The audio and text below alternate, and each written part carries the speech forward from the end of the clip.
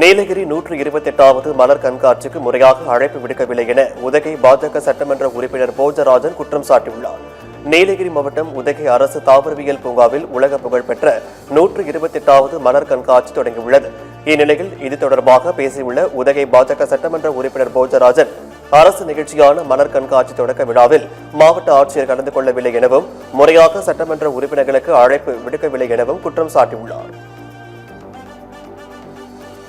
முறைப்படியான ஒரு அழைப்பு இல்லை என்றாலும் கூட மக்களின் நலனை கருதி இந்த தொகுதியின் சட்டமன்ற உறுப்பினர் என்ற கணக்கில் இங்கு இருப்பவர்களை எல்லாம் வந்திருக்கின்ற சுற்றுலா பயணிகள் எல்லாம் சந்திக்க வேண்டும், அரங்குகளை எல்லாம் பார்க்க வேண்டும், என்னுடைய கருத்துக்களை எல்லாம் பதிவு செய்ய வேண்டும் என்பதற்காகவே அதையெல்லாம் பொருட்படுத்தாமல் இங்கு வந்திருந்தேன்.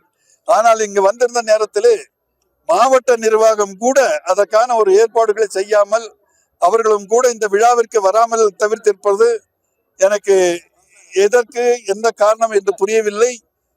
கடந்ததாக இருக்கட்டும், வருகின்ற காலங்களிலே இந்த மாதிரி ஒரு தவறான முன் உதாரணம் இருக்கக்கூடாது. ஏனால் 128 ஆண்டு பாரம்பரியமிக்க ஒரு விழா. இந்த விழாவை சிறப்பாக நாம் கொண்டாட வேண்டும். வருங்கால காலங்களில் அதெல்லாம் தவிர்த்து சிறப்பான முறையிலே கொண்டாடி தேர்ந்தெடுக்கப்பட்ட உறுப்பினர்கள் எல்லாம் உரிய அங்கீகாரம் கொடுத்து இந்த விழாவை சிறப்புமிக்க விழாவாக ஆக்க வேண்டும் என்பது எனது உணர்வை இன்று பதிவு செய்து கொள்ள விரும்புகின்றேன்.